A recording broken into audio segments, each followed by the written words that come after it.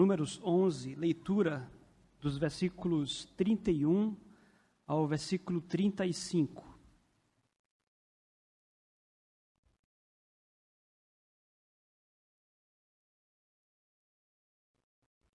Deus manda codornizes. Assim diz a palavra de Deus. Então soprou um vento do Senhor e trouxe codornizes do mar e as espalhou pelo arraial, quase caminho de um dia, ao seu redor, cerca de 2 côvados sobre a terra.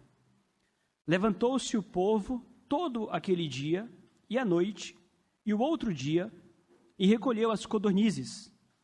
O que menos colheu teve 10 homeres, e as estenderam para si ao redor do arraial. Estava ainda a carne entre os seus dentes, antes que fosse mastigada, quando se acendeu a ira do Senhor contra o povo, e o feriu com praga muito grande. Pelo que o nome daquele lugar se chamou Quibrote Hatavá, porquanto ali enterraram o povo que teve o desejo das comidas dos egípcios. E Quibrote Hatavá partiu o povo para Hazerote e ali ficou. Até aqui, queridos. Conforme a nossa natureza, nós temos necessidades, de modo que contrariar as necessidades da nossa natureza redunda, logicamente, em insatisfação, em tristeza. Nós temos, por exemplo, a necessidade de comida, faz parte da nossa natureza. Deixar de comer é agir de forma contrária à nossa natureza, o que redunda, naturalmente, em tristeza e em insatisfação. Todos nós reconhecemos que temos necessidades atreladas à nossa natureza e que devem, naturalmente, serem satisfeitas para que andemos de conformidade com a nossa natureza. Nós somos criados para comer. No entanto, isso nos leva rapidamente ou facilmente a conclusões equivocadas, tais como, por exemplo, a conclusão de que nós seremos mais felizes na medida em que nós atendermos a todos os nossos desejos. Se por um lado nós entendemos que comer faz parte da nossa natureza, que precisamos comer, que fomos criados para comer, por outro lado nós podemos concluir equivocadamente que as nossas alegrias, ou a nossa alegria está atrelada à satisfação dos nossos desejos. E esta é uma grande mentira que a sociedade à nossa volta canta. A sociedade atrela a infelicidade a você reprimir os seus desejos. Tanto é que você irá ouvir músicas que dizem, olha, vamos nos permitir. A repressão dos desejos é sinônimo de infelicidade. Pare de se reprimir. Você precisa atender os seus desejos, você precisa se permitir. Vejam que isso nos leva a este engodo, a este engano, que no fim nos conduz para caminhos de morte. Então, na contramão da sociedade, fazendo aqui uma contracultura, daqueles que insistem que nós precisamos viver muitas experiências, de que precisamos atender aos nossos desejos, que precisamos buscar a felicidade na satisfação dos nossos desejos, a pergunta que eu trago aqui nesta manhã é a seguinte: por que nós precisamos reprimir os nossos desejos desordenados? E aqui eu encontro resposta para essa pergunta na passagem que nós acabamos de ler. Em especial para aqueles que não acompanharam as pregações anteriores, estamos no capítulo 11 de Números, quando o povo e Moisés passaram a queixar-se contra o Senhor. Obviamente, a queixa do povo foi uma queixa completamente injusta, já tratamos aqui sobre isto. E a queixa de Moisés foi um tanto quanto diferente. Moisés queixou-se da carga. E o que nós lemos aqui já há algumas semanas é que Deus respondeu à queixa de ambos, do povo e de Moisés. Nos versículos anteriores, Deus atendera ao pleito de Moisés, bondosamente, graciosamente. Deus concedeu a Moisés auxiliares, homens que puderam ali carregar a carga do povo junto com Moisés. Falamos sobre isso. Mas, ao mesmo tempo em que Deus responde à queixa de Moisés, Deus também respondeu à queixa do povo, que era a queixa por carne. O povo estava naquele período transitório em que saíram da escravidão e iriam para uma terra que manava leite e mel. Deus cuidava deles no deserto e Deus lhe dava o maná, que era um alimento maravilhoso. Dirá a Bíblia, o pão dos anjos. Mas ainda assim, coração duro e insatisfeitos, eles passaram a murmurar e a desejar carne, e Deus então responde à oração por carne. Nós vimos que Deus deu esta resposta para Moisés. Moisés entrou na tenda, no tabernáculo, e ali expôs a Deus a sua queixa, de que estava pesado para ele, e ao mesmo tempo falou para Deus da queixa do povo, que queria carne. E Deus falara com Moisés ali na tenda, que ele iria providenciar carne para o povo. Eles iriam comer. E aqui nós podemos voltar um pouco, versículo 19, para que vocês lembrem mais uma vez. Deus respondendo acerca do assunto a Moisés: não comereis um dia, nem 2 dias, nem 5 dias, nem 10, nem ainda 20, mas um mês inteiro, até vos sair pelos narizes, até que vos enfastieis dela, porque rejeitastes o Senhor que está no meio de vós, e choraste diante dele, dizendo: por que saímos do Egito? Então, vejam que Deus aqui cumpre o que acabara de falar a Moisés, cumpre a sua palavra. Vocês pediram? Tá bom, vocês vão ter. Mas, conforme nós lemos aqui, o final da história não foi agradável, não foi feliz. Eles comeram da carne, houve ali uma chuva de codornizes, de pássaros, comeram, nós vamos falar sobre isso, muito. Mas, logo após, Deus ardeu-se em ira, diz a palavra, e lançou sobre o povo uma terrível praga. Enquanto comiam, muitos deles morreram. O que nos ensina aqui, queridos, sobre o dever de reprimirmos os desejos imoderados, os desejos desordenados, que não há nisso felicidade. Então, conforme coloquei com a pergunta, o porquê nós devemos fazê-lo. E aqui nós temos 2 respostas. Pelo tempo, talvez me seja possível apenas expor a primeira delas e deixar a segunda resposta para a noite. Não quero aqui também ficar cansativo, uma vez que nós já celebramos a ceia do Senhor. Mas a primeira razão pela qual nós devemos reprimir, temos o dever de reprimir os nossos desejos desordenados, é porque quando os desejos desordenados nos dominam, nós procuramos a satisfação deles, mesmo sob grande prejuízo. O que eu quero dizer com isto é que os desejos podem subir para a nossa cabeça. E quando os desejos sobem para a nossa cabeça, esses desejos afetam a nossa cabeça, afetam o nosso entendimento, afetam o nosso raciocínio, a nossa racionalidade, a nossa forma de pensar. E os desejos, eles têm tal poder de subir a cabeça, de nos dominar e nos afetar, que nós somos capazes de buscar saciá-los, buscar atendê-los, mesmo no vislumbre, mesmo em alguma expectativa de que isso possa nos causar algum mal. Que loucura! Os desejos, portanto, eles têm o poder e a capacidade de nos fazer agir contra nós mesmos. É isso que nós vamos mostrar aqui nesse primeiro ponto. A primeira razão pela qual você deve reprimir os seus desejos é porque eles podem se voltar contra você.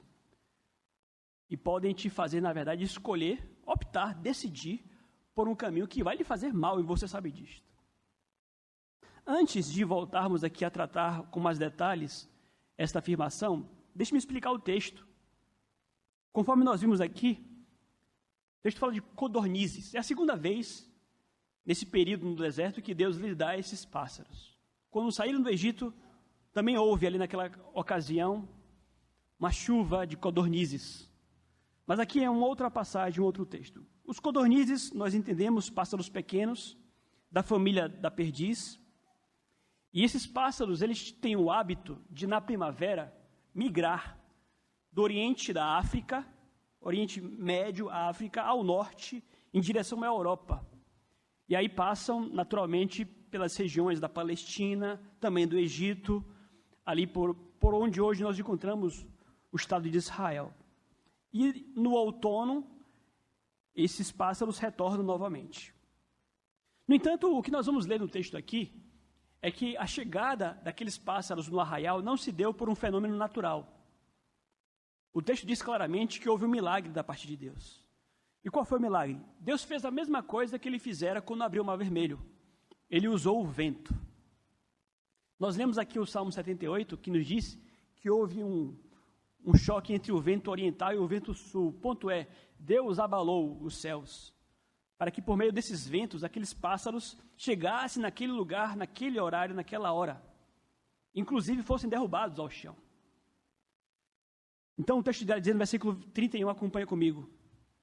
Então soprou um vento do Senhor e trouxe codornizes do mar, e as espalhou pelo arraial, quase caminho de um dia, ao seu redor, cerca de 2 côvados sobre a terra. O que significa esse ao redor, cerca de 2 côvados sobre a terra? O texto vai dizer claramente que os pássaros não caíram apenas no arraial, mas ao redor de todo o arraial, e você poderia encontrar estes pássaros caminhando quase que por um dia, ou seja, caiu muito pássaro. E quando disse que havia ali cerca de 2 côvados sobre a terra, há 2 possibilidades aqui de interpretação. Uns irão argumentar que esses pássaros eles voavam a 2 côvados do chão, 90 centímetros de altura, e que, portanto, capturá-los seria fácil. Mas a melhor interpretação aqui, na verdade, é a ideia de que choveu tanto pássaro que eles se acumularam sobre a terra até a uma altura de 90 centímetros. Isso aqui faz sentido porque depois é dito que eles recolheram 2 hômeres de pássaros. 2 hômeres equivalem a 2 baldes, 2 barris, aquilo que um jumento poderia carregar, o que iria equivaler a mais ou menos ali 2.000 litros por pessoa. Então, de fato, houve um milagre ali. Houve uma profusão de carne, de pássaros, e de fato, conforme Deus havia prometido, eles tinham carne para comer o mês inteiro. O mês inteiro. No começo do século, árabes, inclusive, costumavam caçar codornizes, mas com redes, porque voavam baixo também naquela região. Mas o ponto aqui é que houve um vento que os levou ao chão. Isso aqui nos leva a uma pergunta inicial. Por que Deus fez isso? O povo havia chorado, o povo havia reclamado, queria carne, e Deus atendeu. Pergunta inicial, portanto, é por que Deus ele operou este milagre e dessa forma? Por que Deus deu tanta carne para aquele povo ingrato? E nós vamos ver que Deus deu primeiro porque Ele quis dar. No sentido de que Deus, quando Ele atende e Ele opera esse milagre, Ele o faz porque Ele tem os seus propósitos. Com isso eu já quero adiantar aqui aos irmãos que Deus ele não tinha obrigação nenhuma de provar nada para ninguém. Houve, obviamente, aquela dúvida. Moisés se levantou e perguntou: Senhor, como é que o Senhor vai levantar carne para esse povo aqui durante um mês? Vai ter rebanho suficiente para esse povo comer? Vejam, que Deus não tinha que provar nada para Moisés. Mas fica claro aqui que mesmo não tendo a obrigação de provar nada para ninguém, Deus quis realizar o milagre. Um dos propósitos, nós vamos ver mais à frente, tinha relação com o próprio povo. Deus quis dar uma lição para o povo. Vamos falar sobre isso. Mas há um outro propósito, além da lição do povo. Deus também quis dar uma lição para Moisés. Você vai lembrar no versículo 23, acompanhe comigo. Versículo 22, Moisés irá dizer: matar-se-ão para eles rebanhos de ovelhas e de gado que lhes bastem? Ou se ajuntarão para eles todos os peixes do mar que lhes bastem? Porém o Senhor respondeu a Moisés: ter-se-ia encurtado a mão do Senhor? Agora mesmo verás se se cumprirá ou não a minha palavra. Então vejam que mesmo não tendo obrigação, Deus quis dar uma lição para Moisés. E a lição, na verdade, se aplica não apenas a Moisés, mas se aplica a todo crente que frequentemente, de um modo ou de outro, duvida do poder de Deus. O Senhor opera milagres para demonstrar o seu poder e envergonhar a falta de fé dos seus servos. Isso aqui é algo que acomete a todo, inclusive ao grande Moisés. Um homem que teve ali experiências profundas com o poder de Deus, mas que aqui tem um lapso de falta de fé. E nós, em nossas necessidades e orações, frequentemente incorremos esse erro também, quando oramos, e a nossa oração se dá Não exatamente porque nós queremos que a vontade de Deus seja feita, crendo que ela não será feita, ou algo do tipo. Mas porque, no fundo, nós cremos que Deus não pode fazer. E Deus lembra a Moisés aqui, e lembra a mim, e lembra a você, que Ele é o Deus do impossível. Que você lembre, portanto, desta manhã, que por mais difícil que seja uma questão, uma situação, o que quer que seja, para Deus não é impossível. Então Deus traz também essa lição para Moisés, obviamente por graça e por misericórdia, é uma lição secundária que o texto traz aqui também. Mas voltando às suas explicações, versículo 32, acompanhe comigo. Levantou-se o povo todo aquele dia e à noite e o outro dia e recolheu as codornizes. O que menos colheu teve 10 homeres e as estenderam para si ao redor do arraial. Como é que o povo reagiu àquela chuva de pássaros? O povo ficou entusiasmado. E o texto vai dizer que eles estavam tão ávidos pela carne, que eles de forma incansável passaram a colher o pássaro de dia e de noite. Um dia colhendo pássaro, à noite colhendo pássaro, o dia seguinte colhendo pássaro. E não foi pouca coisa não. Eles encheram 2.000 litros de pássaros, cada qual, 2 barris lá. Cada qual. E aqui também há uma outra lição secundária bem interessante, que é a seguinte: é triste quando o cristão é zeloso com as coisas do mundo, mas não gasta ao mesmo tempo com as coisas do Senhor. É incrível contemplarmos aqui a disposição daqueles homens agora para perderem a noite, inclusive o sono, de dia, de noite, no dia seguinte, para colher aqueles pássaros. Vejam a disposição, o zelo. Vejam como eles fazem esse trabalho aqui com muito fervor. Mas como eu tenho dito, é triste quando nós não contemplamos o mesmo empenho, a mesma disposição, o mesmo fervor, quando o interesse é a obra do Senhor. E obviamente aplicando isso aqui à nossa realidade, da igreja cristã, né, de um modo geral, isso também acontece comigo e com você. E aliás tem uma frasezinha que os irmãos aqui já estão carecas de ouvir, que é aquela que diz: tudo depende da importância que se dá. Tudo depende da importância que se dá. Quando é importante, nós encontramos tempo, nós perdemos o sono, nós encontramos disposição. Queridos, qual é a lição que fica aqui para mim e para você? Pare de enganar o seu próprio coração, ou pare de se deixar enganar pelo seu coração, com desculpas. Porque frequentemente eu encontro crentes que estão convencidos e convictos de que não estão mais engajados porque não podem. Mentira. Pare de mentir para você mesmo. Pare de querer se enganar. Você não está mais engajado, mais envolvido com a obra de Deus porque você não quer. Porque não é importante para você. Porque quando é importante, você encontra tempo. Pastor, mas ir para o culto de manhã, domingo, ir para o culto de noite, domingo, mas é a roupa para lavar e a comida para fazer e... mas para outras questões tantas, você sai de manhã e de noite. E se é do seu interesse, domingo, você passa o dia todo fora. O que for. Se for do seu interesse. Se for importante para você. Então, obviamente, a palavra aqui, uma palavra generosa, de amor, do seu pastor, da palavra de Deus para você, é a seguinte: pare de mentir para você. Pare de mentir para o seu pastor também. Então, se há essa constatação de que estamos mentindo para nós mesmos, qual é a solução? Entendamos que o problema é espiritual. O problema diz respeito à fé. O problema não está no trabalho, na roupa, na conta, no vizinho, na vizinha. Pare de querer encontrar culpados. O problema está na sua falta de fé e ponto. Dobre o joelho. Vá orar e clame: Senhor, me perdoa, me ajuda a me levantar aqui, a parar de fazer corpo mole. A parar de dar desculpas aqui para não ir ao culto ao Senhor. Por exemplo.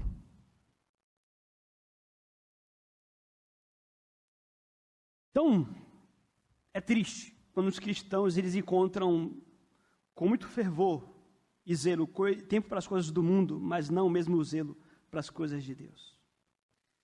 Então, além do mais, quando eles recolhem tanta comida, fica muito claro o quão insaciáveis eles estavam ali. Na verdade, há ali uma profusão realmente de carne, mas a quantidade em si revela que eles estavam completamente dominados pelo desejo. Estão lembrados? O desejo subiu para a cabeça deles. Eles desejaram tanto carne, que colocaram tudo ali. Foram ávidos. Então isso aqui revela o quanto a cobiça, o desejo subiu para a cabeça deles e dominou o povo ali. O texto vai dizer que eles estenderam ao redor do arraial naquele movimento para fazer com que a carne seque, não percam aquelas carnes todas. Mas o ponto aqui qual é? O que é que eles não levaram em consideração? Eles não levaram em absoluto em consideração o que Deus lhes falara por meio de Moisés. Vocês vão lembrar, vou repetir para vocês. Versículos 18 a 20. Nós temos que ler isso aqui mais uma vez, não tem para onde correr não. Eles sabiam disso aqui. 18. Dize ao povo, santificai-vos para amanhã, e comereis carne, porquanto chorastes ao ouvido do Senhor, ou aos ouvidos do Senhor, dizendo, quem nos dará carne a comer? Íamos bem no Egito, pelo que o Senhor vos dará carne, e comereis. É Deus falando. 19. Não comereis um dia, nem 2, nem 5, nem 10, nem ainda 20, mas um mês inteiro, até vos sair pelos narizes, até que vos enfastieis, ou seja, enjoeis dela, porque rejeitastes o Senhor que está no meio de vós, e chorastes diante dele, dizendo, por que saímos do Egito? Vejam, claramente, a palavra de Deus aqui em resposta a um povo é uma palavra de satisfação? Palavra de completa reprovação. Deus, inclusive aqui, ele é muito irônico por diversas vezes, santificai-os. Preparem-se para o milagre que vai acontecer. Porque vocês querem a comida do Egito. Ele fala nesses termos. Porque eu não fui suficiente para vocês. Tá bom, vocês vão comer carne. Então veja, mesmo debaixo dessa palavra de reprovação, nítida e clara reprovação, o povo não fez caso. O povo foi atrás da carne. E começaram a devorar carne, estavam felizes da vida. Eles não refrearam seus apetites nem debaixo da ameaça de Deus. Vocês vão lembrar o que nós lemos aqui ao longo da liturgia? Quando Davi desejou um pouco de água do tanque de Belém, do poço de Belém. Guerra, sede, aquela água de Belém. E ali 3 valentes se mobilizam para entrar no arraial dos filisteus, para pegar aquela água com o propósito de fazer um agrado ao seu rei. E trazem aquela água para Davi. Davi pega da água, ele entende que ele tem que reprimir a sede dele, que ele não deve beber daquela água. Homens se arriscaram, e o texto vai dizer que ele oferece água por libação ao Senhor, em culto a Deus. Um homem que tem a consciência de que por mais que fosse profunda a sua sede, não convinha provocar a ira de Deus, não convinha inclusive colocar outros homens sobre a ameaça de morte para que atendessem a um pedido do rei. Davi compreende que não havia cabimento algum daqueles homens arriscarem a vida para que a sede do rei fosse saciada. A vida deles era mais importante do que a sede do rei. Então Davi tem um choque de lucidez ali naquele momento e entende que por mais que ele tivesse uma sede legítima, ele deveria reprimi-la. Ora, se Davi o fez, aqueles ali no deserto teriam muito mais razões para recusar aquela carne. Eles haviam obtido aquela carne, mas por meio de muitas queixas que desagradaram ao Senhor. Ao invés, na verdade, de comerem da carne, eles deveriam se humilhar e pedir perdão a Deus. Mas eles foram gulosamente comer a carne. Bem, queridos, conforme foi dito, o que é que nós aprendemos aqui? Nós aprendemos que quando os desejos desordenados nos dominam, nós procuramos satisfação mesmo sob grande prejuízo. Eles sabiam da ameaça. Eles ouviram a ameaça. Mas desejaram tanto, tanto, tanto, que o desejo subiu para a cabeça deles. E eles foram lá e comeram. Isso aqui é um alerta ao fato de que temos a nossa natureza. Temos desejos que são legítimos, inclusive. Mas mesmo desejos legítimos também podem nos subir à cabeça. E quando eles sobem a cabeça, nós caímos na irracionalidade. Há um versículo em Oséias, capítulo 4, que diz, por exemplo, que o mosto é uma espécie de bebida alcoólica fraca. O mosto e o vinho, dirá Oséias capítulo 4, o mosto e o vinho tiram o entendimento, assim como a sensualidade. A sensualidade, o mosto e o vinho tiram o entendimento. O que isso quer dizer? Por exemplo, quando você bebe, você perde o entendimento, você faz bobagem. Depois você arrepende do que fez, está irracional. Subiu a cabeça, afetou o entendimento, afetou o raciocínio. E Oséias pega isso e aplica, por exemplo, no que diz respeito à sensualidade. Nós somos humanos e naturalmente temos desejos sexuais. Mas os desejos sexuais, ou a sensualidade, têm um poder de subir a cabeça e fazer com que você faça bobagem e se arrependa depois.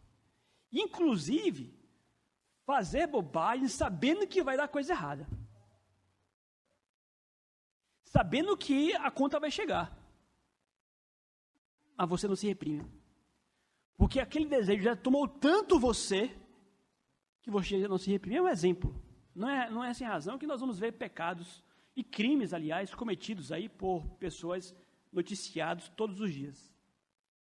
Ficaram tão afixados e alimentaram tanto um desejo no coração que perderam a noção das realidades. Isso aqui se aplica não apenas à questão sexual, obviamente, mas se aplica a tudo. Por quê? Porque a Bíblia nos diz que nós somos seres caídos. E se somos seres caídos, os nossos desejos estão fora de ordem. Portanto, esta mentira que a cultura canta, não se reprima, vamos nos permitir, é a maior mentira acerca da felicidade que a sociedade te conta para que você caia nessa maldita armadilha. Você vai, você não se reprime, você se permite, como dirá Lulu Santos. E no que você se permite, você se afunda. Você se afunda em seus vícios, cada vez mais como ele se afundou. E aquilo que a princípio você consegue inclusive reconhecer como algo ruim, já começa a turvar tanto a sua mente que você passa a admitir como algo que é aceitável sobre a sua vida também. Então vejam vocês como os desejos podem corromper a nossa mente e afetar nosso juízo. É por essa razão que qual deve ser a nossa atitude frente aos nossos desejos? Nós devemos reprimi-los, como nós lemos no Salmo 78. Eles não reprimiram. Então vejam que, biblicamente falando, para um homem pecador como nós somos, longe de significar infelicidade, a repressão está muito mais atrelada à felicidade. Você, por exemplo, que é casado. Você que está lá casado já há 10, 20 anos, que já caiu na rotina, por exemplo, da vida sexual com sua esposa ou com seu marido, e que passa pela sua mente a ideia de, quem sabe, experimentar algo novo, de novo. E você pode alimentar no coração a ideia de que o fazendo você será mais feliz. Perceba, se você o fizer, você será mais infeliz. E o caminho para a sua felicidade, por exemplo, no que diz respeito à área sexual, é justamente alimentar no seu coração a ideia de que, criado para ser a imagem de Deus, a sua felicidade está na monogamia. Você não foi criado para ser poligâmico. São as corrupções do seu coração que querem te levar a entender o contrário. A sua felicidade está em você amar apenas uma pessoa. Creia nisto. E reprimindo desejos pecaminosos, por exemplo, e amando e dedicando-se, e olhando para aquela pessoa com olhares de amor, aí sim você vai encontrar a sua felicidade. E vai receber também, nesta área do casamento, do matrimônio, da questão sexual. É um exemplo. E é por essa razão, então, que Paulo, quando escreve aos Colossenses, capítulo 3, ele diz, olha, mortifiquem o pecado. Essa passagem aqui tem tudo a ver, portanto, com mortificação do pecado, que, aliás, é assunto que hoje em dia não se prega mais por aí. Mortificação de pecado. Então, nessa manhã, o Espírito Santo vem pregar a mortificação do pecado para você. Olhe para os seus desejos com olhares desconfiados e mate o pecado. Mortifique-o. E creia que aí estará, então, o caminho para a sua felicidade.